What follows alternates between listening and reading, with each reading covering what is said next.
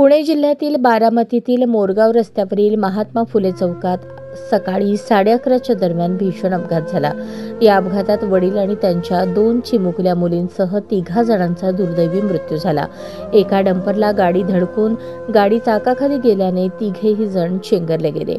सकाळी वर्दळीच्या ठिकाणी डंपरच्या चाकाखाली बाईक सापडल्याने 3 चेंगरले। यात दुचाकी चालकाचा जागीच मृत्यू झाला।